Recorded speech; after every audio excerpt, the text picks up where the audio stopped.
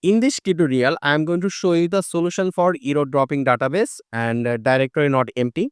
So I'm going to show you the solution. So here you can see here is a database, and if I try to drop it, it is giving me this error. So the solution is really simple. First of all, what we need to do is that we need to go to where we have installed our Xampp. So for my case is local disk C. Then we need to go to the Xampp folder, and in the Xampp folder we need to look for MySQL folder. Here you can see, just go inside MySQL.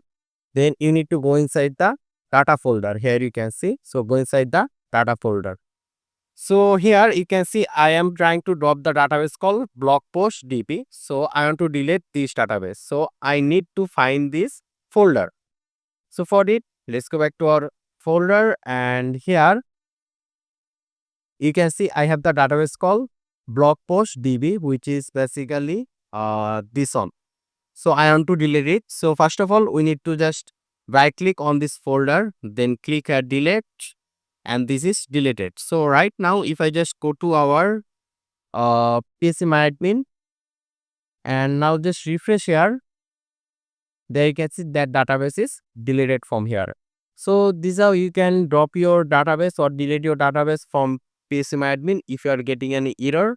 I hope this was useful. If you have any question or suggestion, let me know in the comment section.